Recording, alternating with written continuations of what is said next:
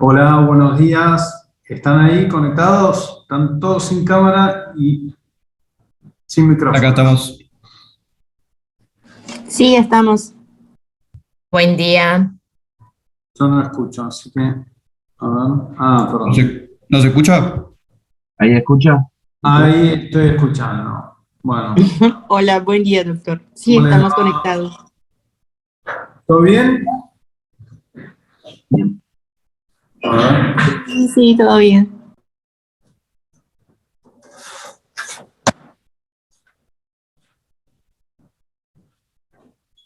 Ahí estamos. Un poco mejor. Bueno, bienvenidos a Cursada. Eh,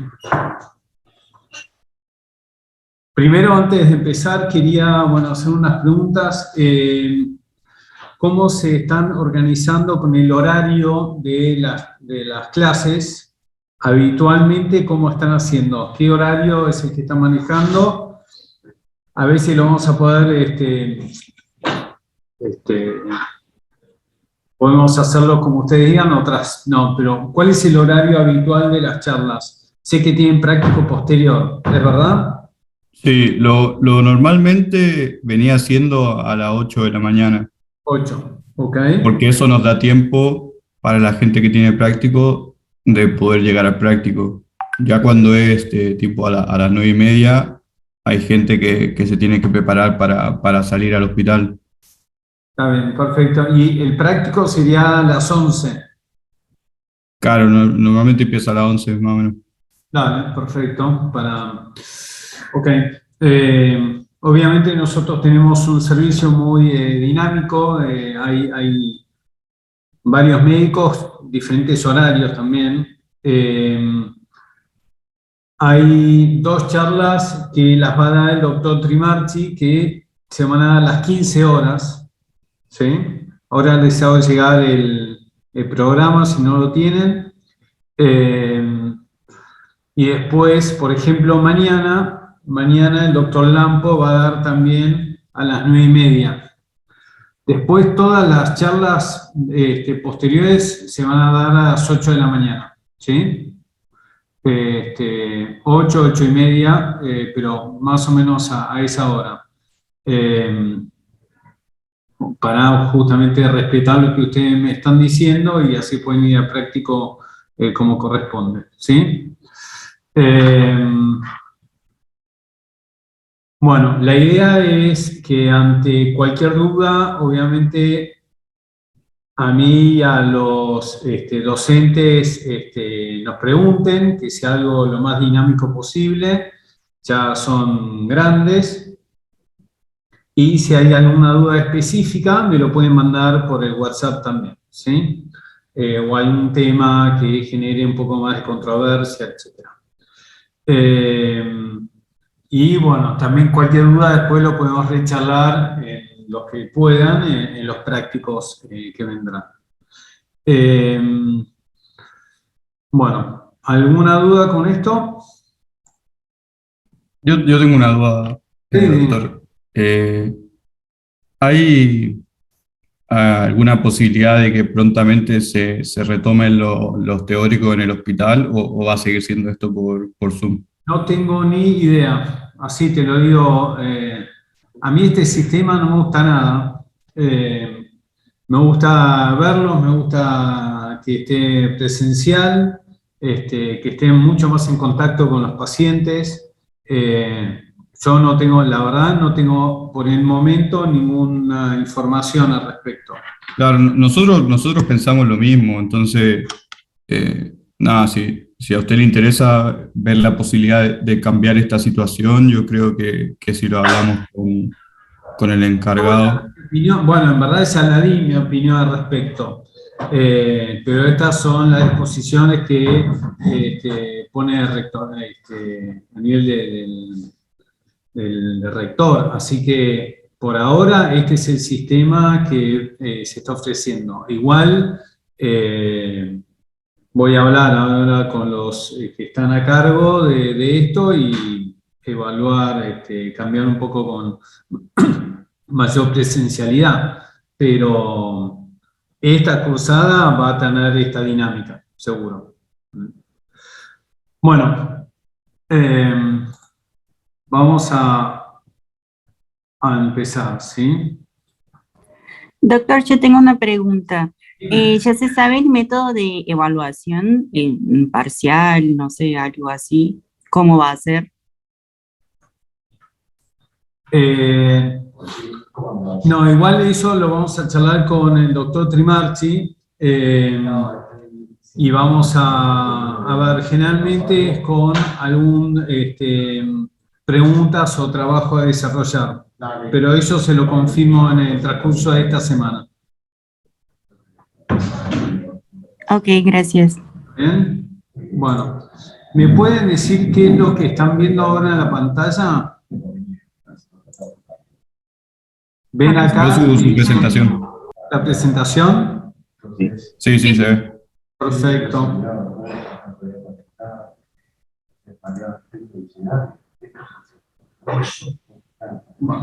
Bueno, voy a dar comienzo a la clase. Bueno, la idea de hoy es iniciar la clase de insuficiencia renal crónica, que bueno, obviamente es una evaluación básica, y lo que vamos a hablar es esto. ¿Qué es la enfermedad renal crónica? Es la alteración de la función renal o estructural durante más de 3 meses que se manifiesta por varios factores. Un segundo, Vale, no puedo dar clase, perdón. Es una alteración de la función renal de más de 3 meses, sí que puede estar dado por daño renal con o sin disminución del filtrado renal. Eso es muy importante. Por ejemplo, uno puede tener alteración histopatológica, un paciente que tiene un síndrome nefrótico o una alteración por aumento de inmunoglobulina A, IgA a nivel de la biopsia renal, o puede tener alteración de los marcadores renales en sangre, en orina o en estudios por imágenes, por ejemplo, pacientes con quistes renales o litiasis renal. Eso ya me está hablando de una enfermedad renal crónica, una alteración crónica a nivel del riñón. Pero después también está lo que es la insuficiencia renal crónica. Eso ya me está hablando de no solamente una alteración de la histopatología o a nivel de la imagen de riñón, sino también una disminución del filtrado renal con un clearance menor a 60 minutos, ¿sí? Que puede o no haber un daño renal estructural, pero sí lo que me está hablando es una disminución del filtrado renal. Y esto ya es una reducción crónica irreversible de la función renal, y generalmente a medida que va pasando el tiempo, esta función renal va lentamente disminuyendo, ¿sí? Por lo tanto, otra vez, esto es importante ver la diferencia, ¿no? Uno es cuando hay una enfermedad renal crónica que es o daño renal, o histopatológico, o alteraciones del laboratorio, o hematuria, o proteinuria, o alteraciones de imágenes. Eso es la enfermedad renal crónica, y otro es la insuficiencia renal crónica, cuando ya tenemos un clearance creatina menor a 60 mililitros minuto. Hace años que presento esta imagen, que esta es la característica de la enfermedad renal crónica, la insuficiencia renal. Es un iceberg. Generalmente los pacientes con enfermedad renal crónica tienen pocas manifestaciones clínicas, pueden tener leves síntomas, astenia, dinamia, hiporexia, un poquito de edema, pero por abajo hay varios trastornos o alteraciones metabólicas que presentan estos pacientes que no se evidencian en la clínica médica, pero sí que después afecta directamente lo que es la morbilidad y mortalidad de estos pacientes. Por ejemplo, pueden tener hipertrofia ventricular, pueden tener calcificaciones vasculares, pueden tener trastornos neurológicos, neuropatías, pueden tener trastornos óseos. Todo eso no genera dolor, no genera síntomas, pero sí afecta en el futuro de estos pacientes, ¿sí? Por lo tanto, sabemos que pacientes con enfermedad renal crónica tenemos que meternos a estudiar al paciente dado que empiezan a tener trastornos oligosintomáticos. ¿Sí? Bueno, entonces la enfermedad renal crónica, como digo, puede ser secundaria, puede ser una alteración primaria o puede estar asociada a enfermedades sistémicas, ¿sí? Como hipertensión arterial, como diabetes, que va alterando la enfermedad renal, pero lo que es importante es esto, que está en roja, es un marcador de riesgo cardiovascular. Pacientes que tienen enfermedad renal crónica tienen o se acompañan sí o sí con trastornos cardiovasculares, y esto es lo que genera la mayor mortalidad, bueno, justamente por su afección cardíaca y vascular. Lo que es importante destacar en la enfermedad renal crónica es justamente esto, es una patología cada vez más frecuente, obviamente asociado con estos factores de riesgo cardiovasculares como ser hipertensión, diabetes, tabaquismo, obesidad, apnea del sueño. Todo esto que va aumentando en la población actual, es una alteración significativa en lo que es la mortalidad, sobre todo a nivel cardiovascular, ocasiona altísimos costos económicos y sociales, dado que a estos pacientes ya en estado ya terminal le iniciamos tratamiento con terapia de reemplazo, con hemodiálisis o trasplante, y esto obviamente genera un costo enorme. Lo que es importante también es esto acá, que es el tratamiento efectivo y oportuno puede retardar la progresión de esta enfermedad. Por lo tanto, nosotros tenemos que tratar al paciente en forma multidisciplinaria, en forma precoz, no cuando el paciente ya está en diálisis, no cuando ya está con grandes trastornos cardiovasculares, sino ya en estadios precoces de la enfermedad renal crónica, ahí junto con el nefrólogo, el clínico, el cardiólogo, el nutricionista, todos ahí deberían tratar a este paciente justamente para que lentamente entre a lo que es la enfermedad renal crónica y no en forma abrupta, dado que esto obviamente impacta en la mortalidad. ¿Cuál es la población de riesgo? Para esto son factores de riesgo como ven acá, un paciente ya mayor de 60 años, es un factor de riesgo, la diabetes, la hipertensión arterial, estos serían los factores más importantes. También están las enfermedades autoinmunes, como el lupus, por ejemplo, la obstrucción urinaria, la hiperplasia prostática, que genera un cuadro obstructivo posterior, las neoplasias, la litiasis renal, pero entre ellos, los más importantes, los que realmente tienen que tener en cuenta son pacientes mayores, pacientes diabéticos, pacientes hipertensos con mal control. Eso genera un impacto directo en lo que es el filtrado renal a nivel vascular, a nivel de los capilares renales, y eso va alterando, va generando una esclerosis a nivel de glomérulo, generando un deterioro de la función de riñón. Hay otros factores, por ejemplo, acá dice etnia no europea, los latinos o los afroamericanos, tienen mayor predisposición a enfermedad renal crónica, mayor predisposición a la hipertensión arterial que impacta a nivel de riñón, y bueno, también es una población de riesgo para la enfermedad renal crónica. Y por último, esto lo que se pone acá es el bajo peso al nacer. Pacientes que ustedes lo van a ver más que nosotros, pero pacientes que han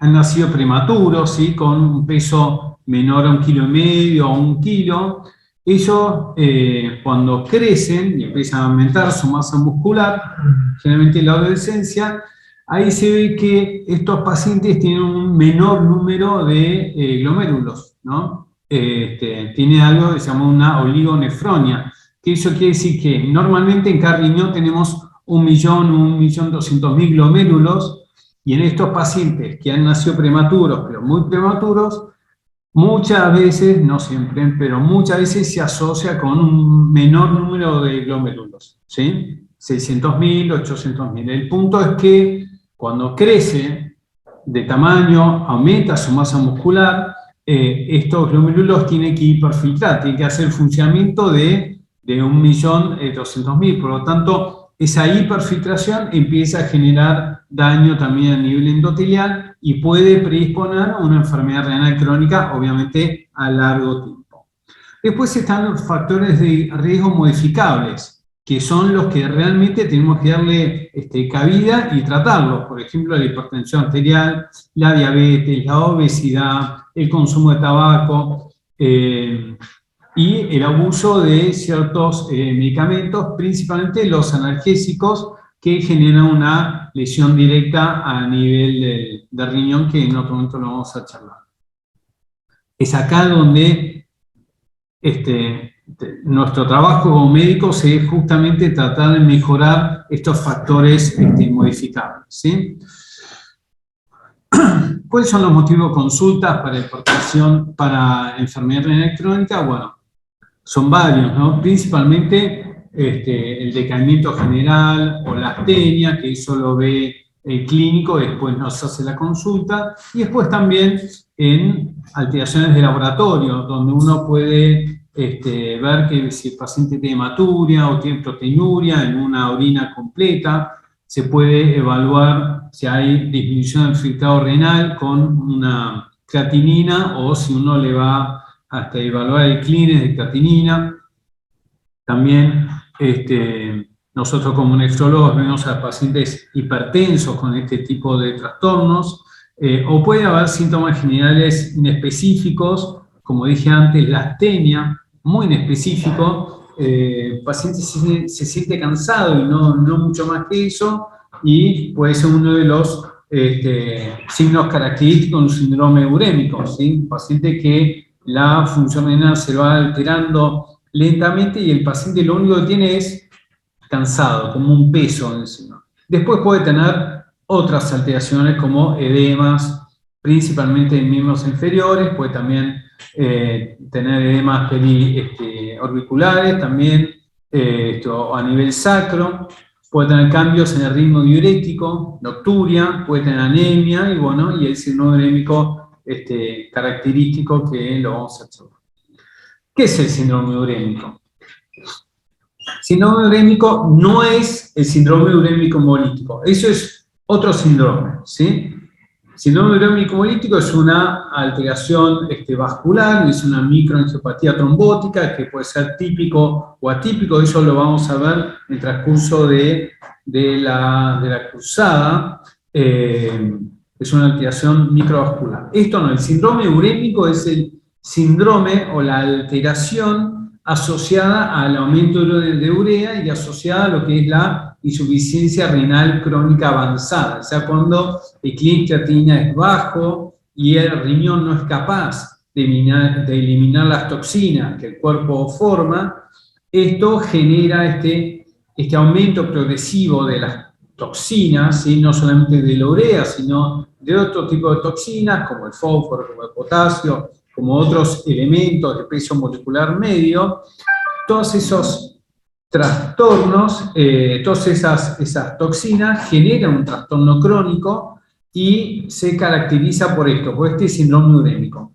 El síndrome urémico es muy inespecífico, principalmente van a tener lo que dije antes, este cuadro poco específico, ¿sí? Náuseas, vómitos, anorexia, astenia, mal gusto en la boca, asco a la carne, a veces pueden tener, pero principalmente esto, el malestar general, se siente mal, poco específico, pero bueno, uno le hace un laboratorio y ahí se ve que tiene todos estos trastornos de laboratorio asociados a la insuficiencia renal, ¿sí? Como aumento de urea, creatinina, potasio, fósforo. Otros trastornos también característicos del síndrome urémico, ya tal vez un poco más avanzado, es el prurito, por lo que es, puede tener picazón sistémica, generalmente por la acumulación de sales de fósforo, de fosfato, a nivel de la epidermis.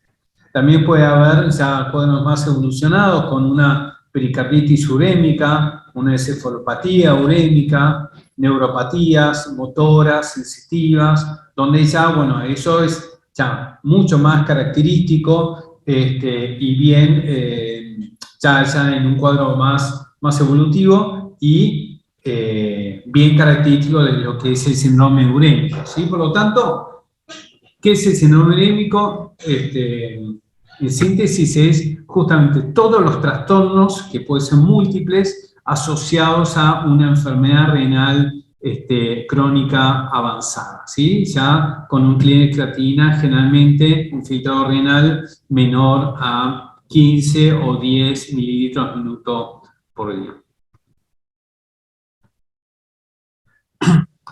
Acá podemos correlacionar que a medida que va disminuyendo el filtrado renal, la mortalidad aumenta, ¿sí? Y generalmente aumenta por los trastornos cardiovasculares que esto conlleva, pero puede también asociarse a otras cosas, por ejemplo, infecciones, ¿sí? Bueno, esto es muy importante que lo sepan, lo conozcan, que son los diferentes estadios de la enfermedad renal, ¿sí? Está el estadio 1, 2, 3, 4, 5, ¿sí? Y el estadio 1 es aquel paciente con daño renal con un filtrado glomerular normal. O sea, todo paciente con un filtrado renal normal, que está fenómeno, el filtrado de riñón anda bien, pero tiene algún daño renal que puede ser quistes renales, puede ser litiasis, puede ser hematuria, proteinuria, cualquier tipo de inflamación o alteración histológica o estructural o de laboratorio que tenga el paciente que con un filtrado renal normal, eso es un estadio 1 de enfermedad renal. Es muy importante conocer esto. Después está el estadio 0, es normal, o sea, nadie, o sea, un paciente normal, sano. Después el estadio 2 es un daño renal leve, un daño renal con leve disminución del filtrado renal. Ahí ya hay una alteración del filtrado renal, un filtrado entre 60 y 89 mililitros minuto. Y después está lo que es el estadio 3, ¿sí? Cuando ya hay una moderada disminución del filtrado renal con un clínex menor a 59. Por lo tanto, en este estadio 3 ya estamos hablando de una insuficiencia renal crónica. Ya cuando tengo, como dije antes, un clínex creatinina menor a 60 mililitros minuto, ya estamos entrando en lo que es, además de una enfermedad renal crónica, el paciente tiene una insuficiencia renal crónica. ¿Y por qué es esto? Porque el estadio 3 es el que me está determinando eso, es porque a este nivel es cuando el riñón empieza a tener la incapacidad o la disminución de formación de ciertas hormonas, como por ejemplo la eritropoyetina, o como por ejemplo la formación de vitamina D, ¿sí? Generando anemia, generando el inicio de lo que es la osteostrofia renal o los trastornos metabólicos del calcio, el fósforo, FGF23, que todo esto lo vamos a ver. Es ahí donde ya empieza a haber alteraciones. Y lamentablemente ya en el estadio 3 de la enfermedad renal, y obviamente evolucionando en el transcurso del tiempo, aumenta el riesgo cardiovascular, ¿sí? Por lo tanto, ya nos genera un corte esto. Ya en el estadio 3 ya hay un impacto en lo que es la mortalidad en los pacientes con enfermedad renal crónica, ¿sí? Y obviamente a medida que van disminuyendo el filtrado, mayor impacto a este nivel. Sabemos que recién en estadio 4 o 5 de la enfermedad renal, recién ahí empieza a tener síntomas el paciente. Como dije antes, decaimiento general, astenia, hiporexia, debilidad muscular, nada muy específico, pero por adentro, el iceberg, se ve que aumenta el riesgo cardiovascular, aumenta las calcificaciones vasculares, aumenta la hipertrofia ventricular y genera un impacto en la mortalidad, ¿sí? Bueno, ¿cómo estudiamos la función renal? Bueno, hay métodos bioquímicos, hay imágenes, hay que estudiar el segmento urinario. Dentro de los métodos bioquímicos, lo clásico es usar la creatinina, usar la urea, el clíndesclatinina. También tenemos moléculas más específicas que lo vamos a charlar en otro momento cuando hablemos de enfermedad renal aguda, ¿sí? Pero el uso de cistatina, quimuno, Enegal, donde ya me está hablando sobre lo que es una alteración del filtrado glomerular o una alteración tubular que es un poquito más específico para ver cómo está la función de riñón, pero usamos a nivel general la creatinina o la urea o el clíndesclatina para ver cómo está el filtrado renal, ¿sí? Otros métodos que usamos también son las imágenes, que son fundamentales. Por ejemplo, la ecografía o el ecodoppler para ver el tamaño del riñón, para ver la relación córtico-medular, para ver si el riñón hay fibrosis o hay cicatrices o hay quistes o está dilatado o está obstruido. Bueno, todo eso nos sirve muchísimo lo que es la ecografía renal. El ecodoppler principalmente lo usamos para ver cómo está el filtrado, cómo está la anatomía de las arterias y las venas renales. Muchas veces vemos en pacientes que hay estenosis de la arteria renal y esto lo diagnosticamos o lo vemos en primera instancia con el ecodoppler. Otras imágenes que se utilizan mucho son las tomografías o resonancias, principalmente para ver si hay alguna neoformación o si hay litiasis. Eso nos ayuda bastante, estos dos estudios. Y también se ha utilizado radioisótopos para ver si hay alteraciones en lo que es la irrigación a filtración en ambos riñones. Y por último, súper importante, es la evaluación del sedimento urinario, fundamental, dado que esto es uno de los métodos más sensibles para ver si hay algún tipo de inflamación o alteración a nivel de riñón. Por lo tanto, nosotros sí o sí tenemos que saber y conocer lo que es el sedimento urinario, ver si el paciente tiene o no hematuria o proteinuria o en una orina 24 horas, si tiene pérdida de proteínas, si tiene pérdida de albúmina, y evaluar si el paciente tiene después hematuria o no, y qué tipo de hematuria, ¿sí? Mañana justamente van a tener una charla al respecto de esto, de lo que es el valor de un paciente que tiene hematuria, cómo se diagnostica esto, y de proteinuria, porque eso la verdad es que nos determina qué tipo de patología puede llegar a tener el paciente y eventualmente qué tratamiento le vamos a hacer. Bueno, por lo tanto, para saber en qué estadio está la enfermedad renal que nosotros vamos a evaluar en los pacientes, una de las cosas fundamentales es evaluar cómo está el filtrado renal, ¿sí? Y principalmente lo que utilizamos es el clíndesclatinina, que la medición de creatinina es sencilla, es práctica, es barata, pero no es lo ideal, ¿sí? Igual lo utilizamos y lo usamos todos los días, yo desde hace años que lo utilizo, y nos dice un poco cómo está el filtrado renal del paciente, pero, como digo, puede cambiar según la edad del paciente, el sexo, la raza, la dieta, la secreción tubular de la creatinina, y muchas veces se subdiagnostican casos de enfermedad renal. Aún así, con todas estas fallas, se utiliza diariamente el uso de creatinina.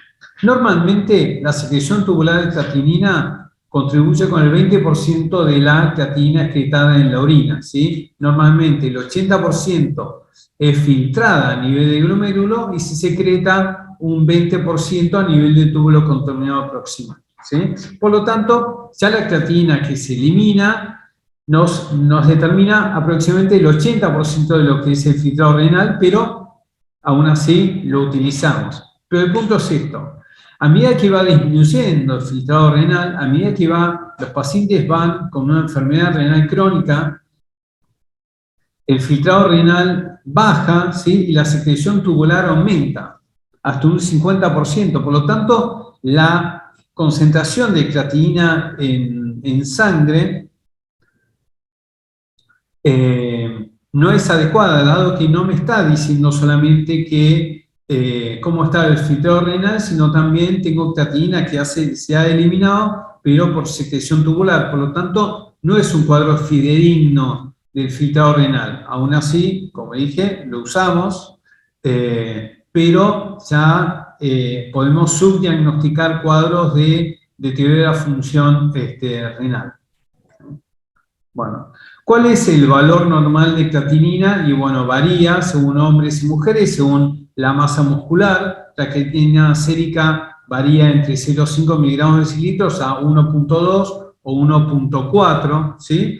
Pero no es lo mismo, por ejemplo, en pacientes con mucha masa muscular, o sea, un rugby grandote de 2 metros, que una viejita de 40 kilos. Obviamente, la cantidad de creatina, ¿no?, que viene del músculo va a ser mucho mayor en pacientes con mayor masa muscular que una viejita. Por lo tanto, si yo tengo, veamos estos pacientes, tengo una vieja, ¿no?, de 80 años, con creatinina de 1,4, o este rugby con creatinina 1,4, tiene el mismo valor de creatinina, uno va a tener un filtrado renal de 20 minutos, la señora, y el otro va a tener un filtrado renal normal, ¿sí? Porque obviamente la creatinina se ajusta también a lo que es la masa muscular y el peso del paciente. Por lo tanto, tenemos que saber qué cosas le estamos pidiendo al paciente y cómo se adecua el valor de la creatinina, ¿sí? Para eso,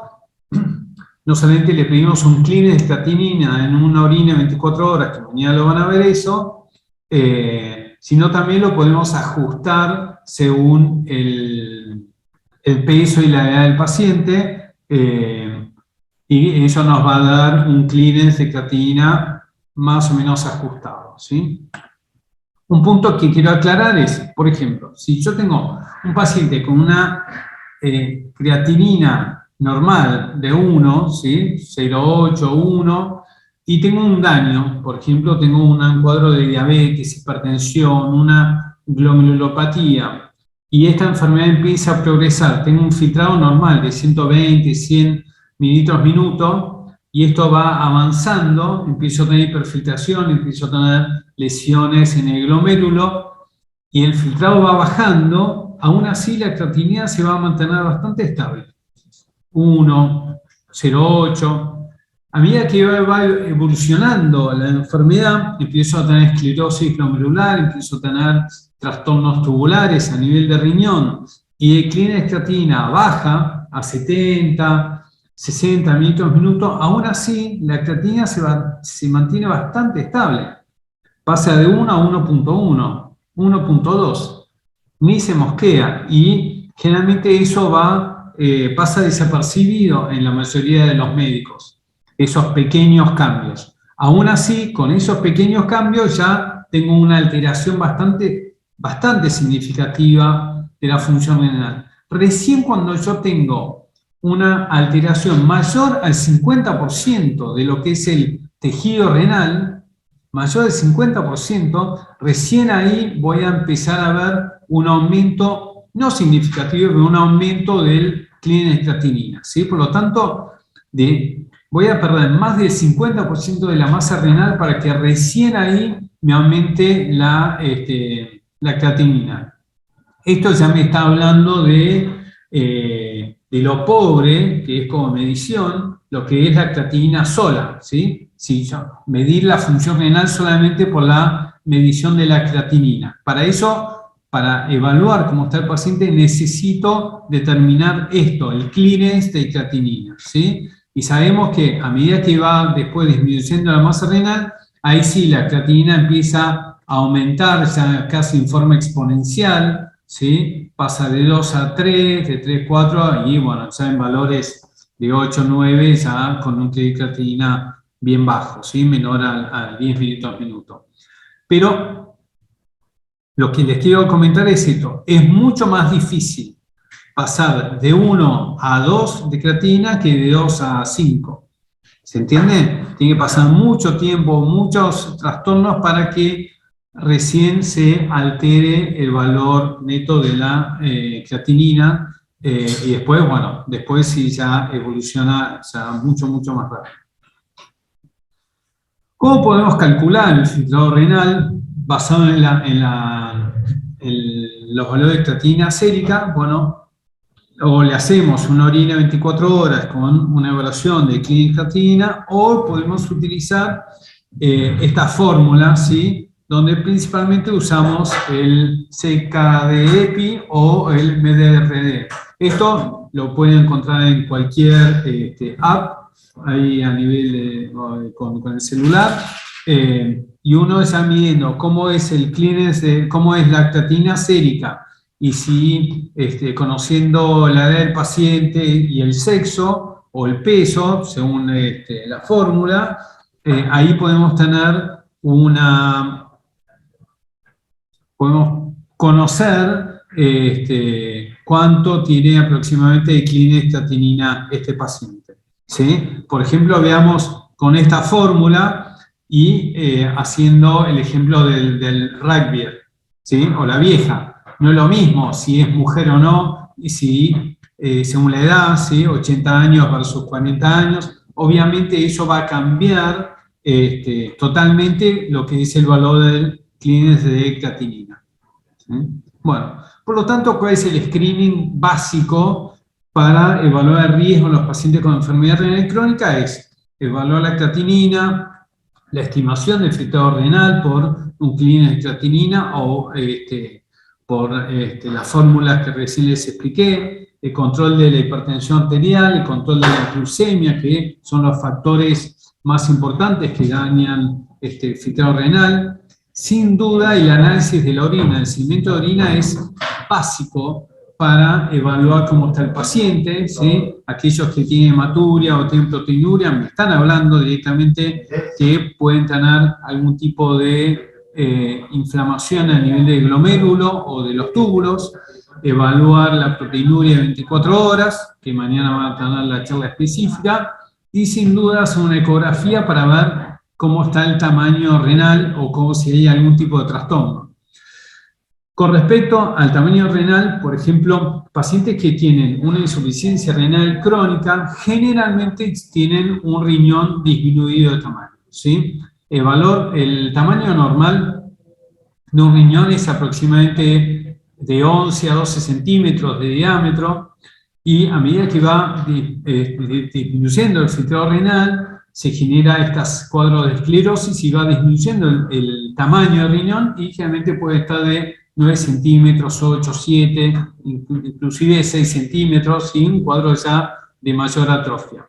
Entonces, cuando nosotros hacemos una ecografía renal y tenemos un tamaño disminuido, y probablemente sea una enfermedad renal crónica ya de largo tiempo, y si tiene un tamaño renal normal, tal vez tenga algo agudo y ha deteriorado la función del riñón, o a veces hay enfermedades renales crónicas con una ecografía de tamaño normal, por ejemplo, en pacientes con una amiloidosis, un mieloma múltiple, pacientes con poliquistosis renal que tienen riñones ya de tamaño más grande de los habituales, o en cuadros iniciales de diabetes, donde también por el cuadro de hiperfiltración secundaria de la diabetes, el riñón empieza a aumentar un poco de tamaño, y después, a medida que va avanzando la enfermedad, se generan sus cuadros de esclerosis y baja o disminuye el tamaño del riñón. Pero la ecografía nos dice bastante si este paciente puede tener una alteración aguda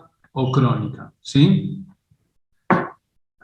¿Y cuáles serían las causas de enfermedad renal crónica? Ya las dije, pero a la cabeza están estas dos, está la diabetes y la hipertensión arterial, ¿sí? La enfermedad vascular y diabetes, estas dos alteraciones son los que nosotros tenemos que controlar y los que normalmente tenemos acá en nuestros pacientes en diálisis, ¿sí? Que no han tenido un valor de hipertensión controlado, que no han tenido una diabetes controlada, que ya por su cuadro inflamatorio persistente va alterando el filtrado renal y lamentablemente llegan a diálisis. Después tenemos otras patologías, bueno, lamentablemente hay muchas desconocidas, donde nosotros vemos al paciente ya con riñones atróficos y no sabemos el causal de su enfermedad renal. Otras son las nefropatías obstructivas, cuadros de litiasis bilateral o cuadros de hiperplasia prostática que han obstruido el flujo urinario, y eso va generando una alteración retrógrada del flujo renal y alteración del intersticio renal. Otras causales, las glomerulopatías, que bueno, obviamente van a evaluarlo en esta cursada, y enfermedades quísticas o la poliquistosis renal, también es una enfermedad muy frecuente. Acá en Argentina también cabe destacar que hay muchos pacientes pediátricos que han tenido un síndrome urémico hemolítico típico y que evolucionan bien de esa enfermedad, pero les ha dejado secuelas que cuando crecen, estos pacientes empiezan a tener, obviamente, mayor masa muscular, mayor filtrado renal, y esto evoluciona después con una enfermedad renal crónica en el adulto, ¿sí? Pero son por cuadros de secuelas del síndrome urémico hemolítico ya en la infancia, ¿sí? Y ahora podemos ver que en la población está envejeciendo, y obviamente a medida que va disminuyendo, ya en pacientes mayores a 60 años va disminuyendo el filtrado renal y tenemos una población con mayor envejecimiento, también estamos viendo mucho más enfermedad renal crónica. Hay un dato que es interesante ver, es que después de los 40 años, esto es importante saber, después de los 40 años, todos empezamos a perder 1 a 2 mililitros minutos del filtrado renal normalmente, ¿sí? El filtrado renal va bajando lentamente, es causa del envejecimiento. Por lo tanto, en un paciente con 80 años es normal tener una enfermedad renal crónica, ¿sí? Esto es secundario a la vejez, ¿sí? Obviamente vamos a encontrar pacientes de 80 años con un clínico de creatinina de 60, 50, 68. Eso es secundario al envejecimiento. Si a este paciente le agregamos otros factores de riesgo como diabetes, hipertensión o el uso de medicación, de medicamentos, eso le va aumentando aún más esta alteración anual del filtrado renal, y bueno, podemos avanzar en mayor enfermedad renal crónica, ¿sí? En vez de perder 1 o 2 minutos por año, pierden 3, 4, 5, inclusive 12 minutos si es un diabético no controlado. Por lo tanto, no solamente está la edad, sino otros factores de riesgo van disminuyendo el filtrado renal. Bueno, preguntas por acá. A ver, algún comentario, pregunta. Todas. Perdón, yo tenía una pregunta, doctor. Bueno. Que en un libro que tengo acá, en una parte decía sobre los métodos de screen, decía que se prefiere la calculadora CKD-EPI sobre MDRD, pues tiene menor posibilidad de subestimarse. Sí, eso es verdad, se utilizan cualquiera de esas, ¿sí? Nosotros, es verdad, usamos el CKD-PI, pero... Entonces CKD-PI es como la que hay que quedarnos como la que es el gold standard, ¿sería? Sí, ninguno es gold standard, si es por eso, Okay. ¿verdad? Gold standard es evaluar la orina de 24 horas. Inclusive ahora con nuevos métodos que lo vamos a charlar después.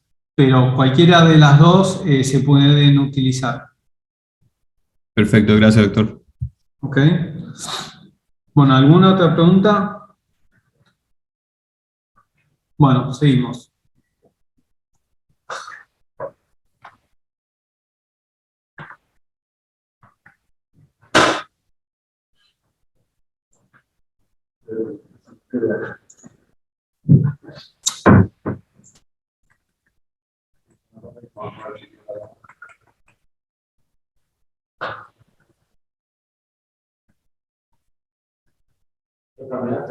No.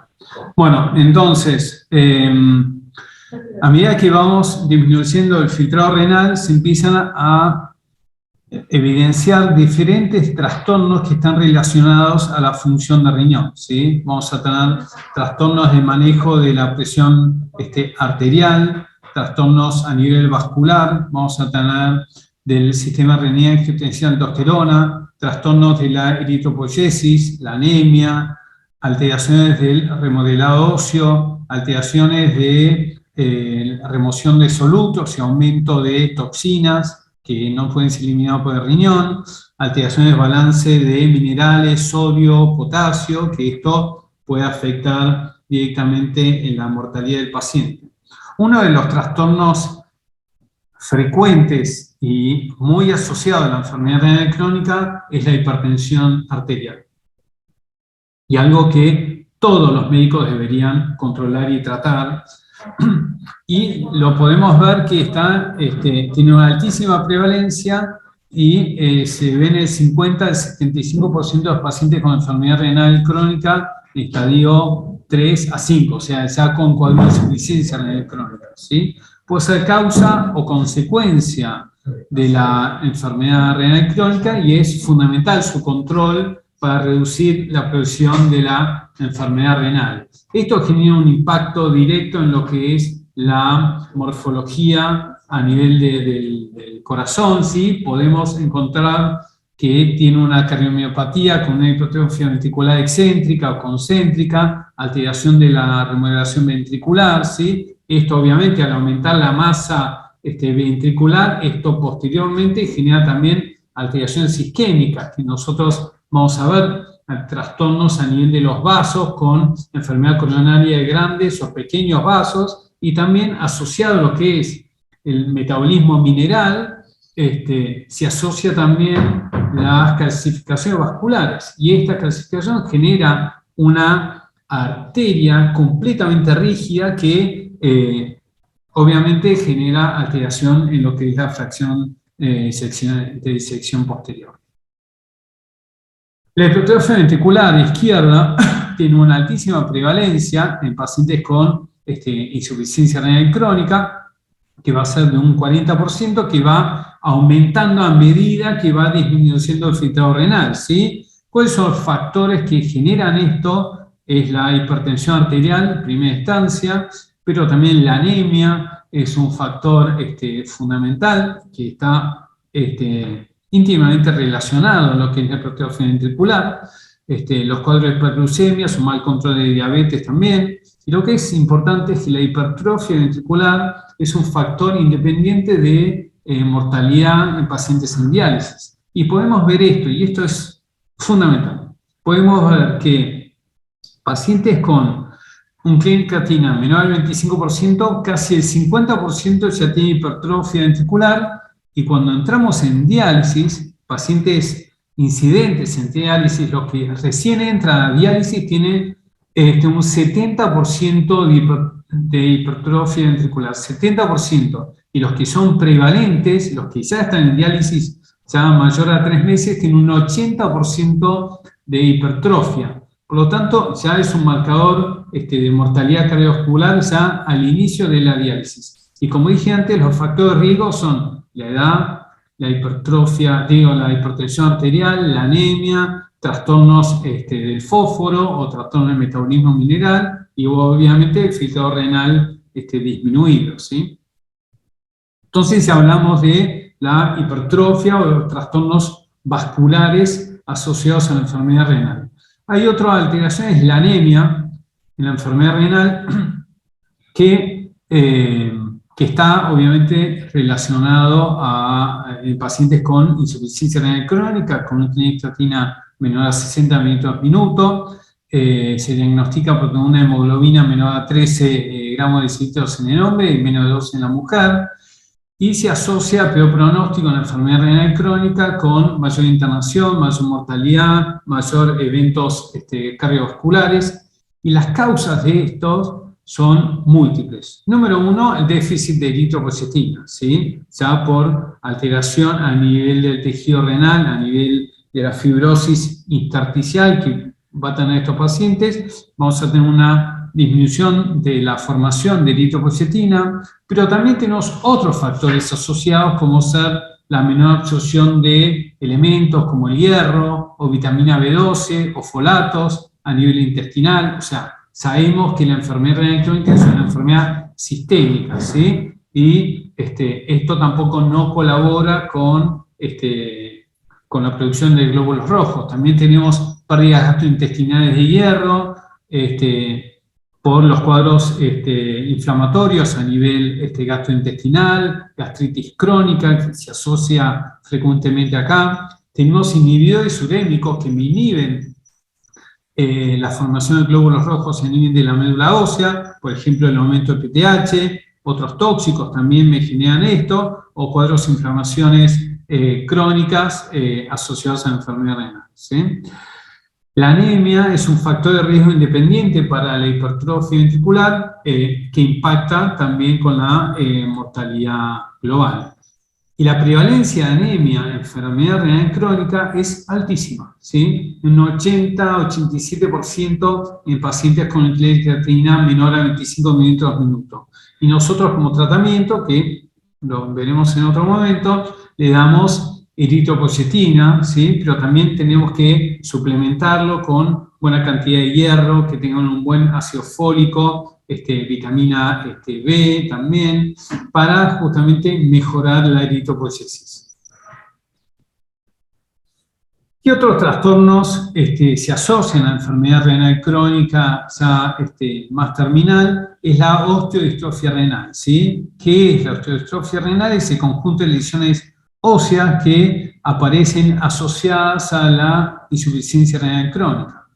Esto es una alteración generalmente tardía, puede generar alteración en la formación del hueso, ¿sí? Que puede tener dolores óseos, puede tener fracturas, tiene mayor exposición a fractura de cadera, de columna, puede tener prurito, como dije antes, por la acumulación de sal de fósforo a nivel de la piel, puede tener trastornos musculares, miopatía proximales, debilidad muscular, generalmente se asocia a osteomalacia, después lo vamos a ver. Lo malo de la miopatía o la debilidad muscular es que estos pacientes se caen, y si se caen, se fracturan muchas veces, y esto le impacta directamente en la mortalidad de un paciente mayor, ¿sí?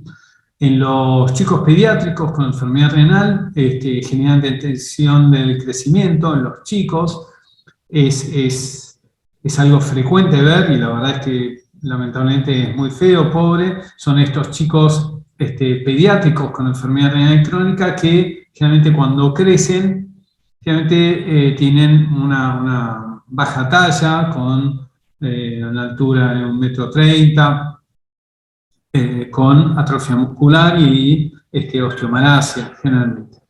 Pueden tener deformaciones óseas, pueden tener fracturas patológicas y que alteran todo lo que es el metabolismo mineral. ¿Cómo se inicia esta alteración del metabolismo mineral? Acá lo vamos a ver. Pacientes que vienen con una disminución del filtrado renal y alteración del intersticio, túbulo intersticial, vamos a tener una disminución de la formación de vitamina D. Al bajar la formación de vitamina D, a nivel intestinal vamos a tener una disminución de absorción de calcio y de fósforo, pero principalmente de calcio. Cuando baja el calcio, no tengo vitamina D, me baja la absorción de calcio, me baja el calcio sérico, y esto me genera un aumento de la secreción de PTH. Se genera lo que es un hiperparatiroidismo secundario a la enfermedad renal crónica, y la PTH me activa las células del hueso, me activa el osteoblasto y después el osteoclasto, y me aumenta la resorción ósea. Eso quiere decir que ya el hueso empieza a sacar calcio, empieza a sacar fósforo para tratar de compensar esta disminución del calcio extracelular, pero obviamente esto genera una alteración de lo que es la dinámica del hueso y va generando una mayor deformación, menor mineralización y mayor riesgo de fractura. ¿Sí? ¿Qué pasa con el fósforo? Bueno, también a medida que va disminuyendo el filtrado renal, baja la disminución de vitamina D, como dije antes, me baja la absorción de fósforo, pero aún así el fósforo va a absorberse no solamente asociado a vitamina D, sino también en forma paracelular, independientemente de la vitamina D, y como el fósforo no puede ser eliminado por el riñón, porque el riñón ya no empieza a filtrar cada vez menos, me aumenta el fósforo extracelular. Al aumentar el fósforo extracelular, también, igual que la hipocalcemia, me aumenta la secreción del PTH, y al aumentar el PTH me aumenta la resorción en el hueso. Por lo tanto, como final de esto, tengo aumento del fósforo extracelular. Por lo tanto, la evolución más clásica es tener un calcio sérico bajo o normal bajo y un fósforo también en aumento, ¿sí? Eso es cómo son las alteraciones clásicas en el metabolismo fosfodiesterona en pacientes con enfermedad renal crónica, ¿sí? Lo que hemos visto es que a medida que va aumentando el fósforo sérico, aumenta la mortalidad cardiovascular, porque se asocia directamente a lo que es la hipertrofia ventricular o las calcificaciones vasculares, ¿sí? Por lo tanto, el trastorno metabólico que esto que genera le impacta directamente con la calidad de vida de estos pacientes, ¿sí? Y también acá podemos ver la PTH, a medida que va aumentando el PTH, también genera un impacto a nivel vascular, ¿sí? Y el resultado de todo esto es el incremento de acá las calcificaciones cardiovasculares. Vamos a tener una clase directamente sobre el metabolismo mineral, así que esto lo voy a explicar un poco en mayor detalle, pero lo que sí sabemos es que si no controlamos, si no se va a controlar los trastornos metabólicos asociados a la enfermedad renal crónica, que se ve principalmente ya en estadios 3 de enfermedad renal y en evolución, eso genera un impacto en lo que es los trastornos metabólicos a nivel del hueso y a nivel vascular y cardíaco, ¿sí? ¿Qué otros trastornos se asocian a la enfermedad renal crónica? Bueno, la acidosis metabólica también. Eso se ve ya en estadios un poquito más evolucionados, más tardíos, con un filtrado renal menor a 30 litros/minuto. En primera instancia, podemos encontrar una acidosis renal con anión GAP normal, muchas veces asociados a acidosis renal tubular, tipo 1, tipo 2 o tipo 4, pero a medida que va evolucionando la enfermedad renal, se ve en mayor medida una acidosis metabólica con anión GAP aumentado, que obviamente todo esto lo vamos a ver en una clase dirigida a lo que es trastornos de la ácido base. Pero la acidosis metabólica tiene sus consecuencias, aumenta el catabolismo muscular, inhibe el anabolismo proteico, potencia la enfermedad ósea, agrava la hipercalemia, o sea, esto va generando varios trastornos crónicos de los pacientes con enfermedad renal crónica. Y hay otras alteraciones también que no son menores, ¿sí? Alteraciones de la coagulación. En nuestros pacientes con enfermedad renal ya más evolucionada, podemos tener alteraciones de la adherencia o la agregación plaquetaria. Por lo tanto, estos pacientes tienen mayor riesgo de sangrados, y no porque tengan una déficit, una alteración del QIC o KPTT, sino principalmente lo que tiene es una alteración de la agregación de las plaquetas, y esto lo podemos estudiar, por ejemplo, con el estudio de tipo de sangría, ¿sí? Donde uno con el dedo o a nivel de la oreja, ahí podemos evaluar cuánto tarda el cuerpo para justamente cerrar una herida. Después podemos tener otro tipo de trastornos, el déficit inmunitario, ¿sí? tengo mayor susceptibilidad a infecciones o alteraciones de la inmunidad celular y humoral, y las infecciones son la segunda causa de muerte en diálisis.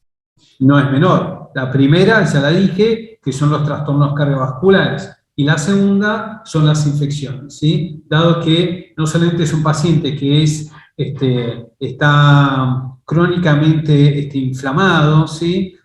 Sino también tiene mayores accesos vasculares, muchas veces tienen catéteres, y estos se infectan y pueden generar cuadros sépticos que, bueno, complican la vida del paciente.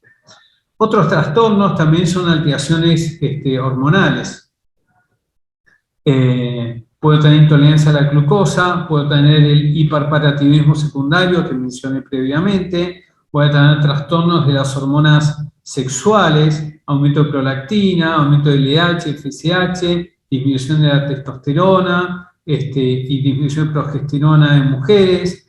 Esto genera muchos trastornos que impactan en la morbididad del paciente, en la calidad de vida del paciente. Puede tener galactorrea, amenorrea en las mujeres,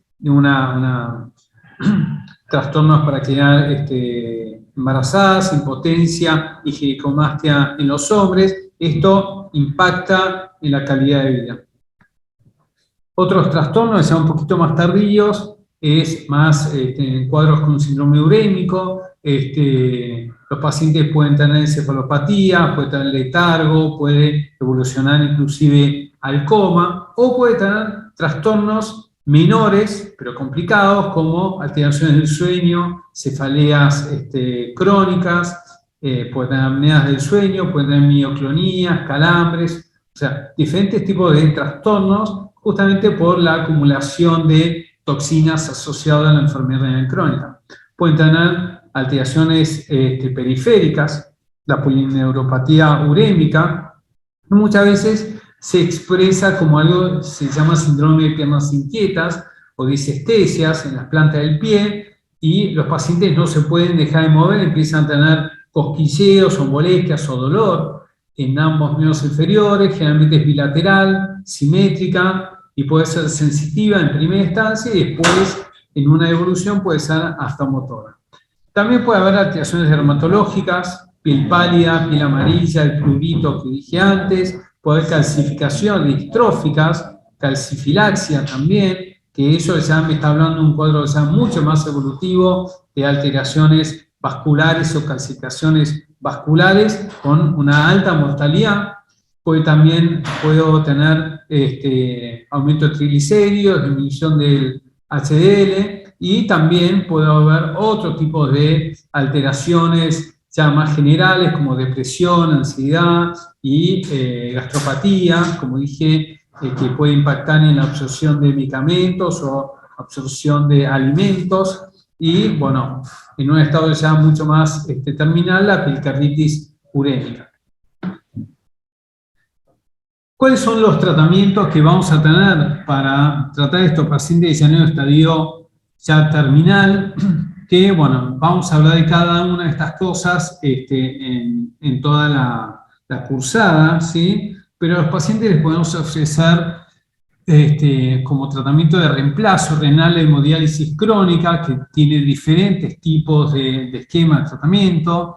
Otro tipo de diálisis es la diálisis peritoneal continua, o el trasplante renopancreático, ¿sí? Vamos a hablar de cada uno de estos, pero justamente este tipo de tratamiento hacen que el paciente no se muera por la enfermedad renal crónica, pero no lo reemplaza totalmente.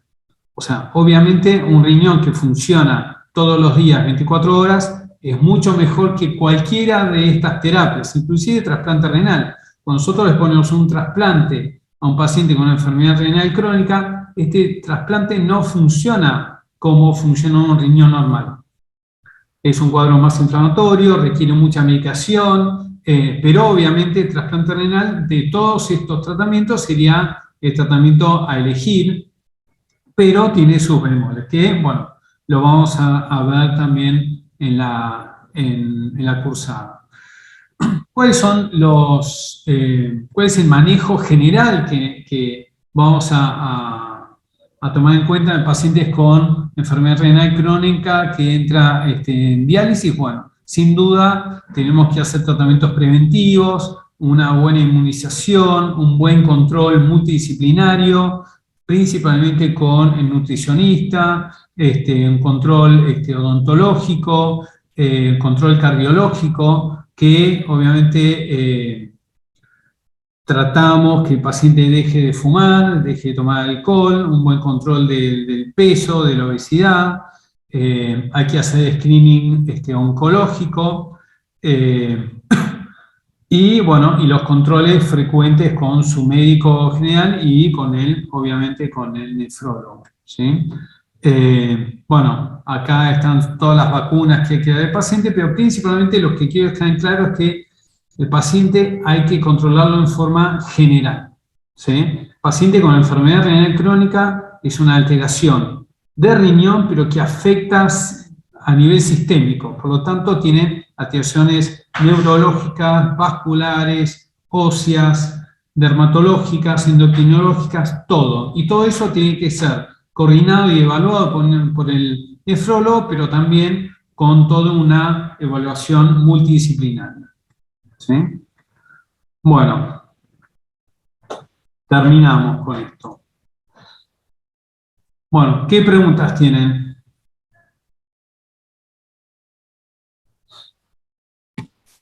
Sería muy interesante poder, ojalá se pueda, ¿no? Ver pacientes en diálisis en algún momento en el hospital. Sí, no sé quién de ustedes vieron pacientes en diálisis conmigo. Trato que vean. Algunos, obviamente, cuando hagan los prácticos van a ver pacientes en diálisis. Me gustaría que vean también pacientes en terapia, etcétera, pero bueno, estamos limitados en la cursada con esto, ¿sí? Pero ya varios han venido a ver pacientes en diálisis y con su historia. Cada uno tiene una historia diferente, con diferentes antecedentes, diabetes, hipertensión, nefrectomías, glomerulopatías, poliquistosis. Bueno, han visto un poco de todo. Pero sí, obviamente estoy de acuerdo que actualmente estamos limitados en lo que es la evaluación de estos pacientes. Una cosa, doctor. Esta diapositiva, le voy a dejar el mail de nosotros Sí, acá en el chat, por si nos puede enviar esta diapositiva, por favor. las clases. Sí, y también si nos puede enviar el programa, si no también por WhatsApp puede ser, pero por el mail nos llega también a todos. Les mando el programa y las clases. ¿Ok? Buenísimo. Bueno. Doctor, nosotros para complementar la lectura solemos utilizar el Argentia Álvarez. ¿Está bien o hay alguna otra recomendación? No, está bien, o sea, es básico, pero también usen de base todas las charlas y las clases que nosotros estamos dando, inclusive la página del hospital, donde está nefrología, ahí tenemos muchas de nuestras clases ya instaladas en nuestra página, donde ustedes pueden meterse, averiguar y se abre forma libre. Así están casi todas las charlas que estamos dando hoy, ¿sí? Así que les recomiendo que se metan en la página del hospital, que van a tener todo lo que necesitan. Buenísimo, gracias. Bueno, cosas entonces. Yo les voy a enviar el programa, les envío la clase. Mañana van a tener lamentablemente otra vez la clase a las 9:30 y después todas las clases van a ser a las 8:30 de la mañana. ¿Ok? Perfecto. Buenísimo, doctor. Perfecto. ¿Listo? Sí, gracias. Bueno, Listo. Cualquier novedad me mandan al chat, al WhatsApp, y nos vemos. Muchas gracias. Ok, Hasta luego, doctor, que esté bien. chao, adiós. Hasta luego. Hasta luego. Gracias, Doctor, ¿Sí?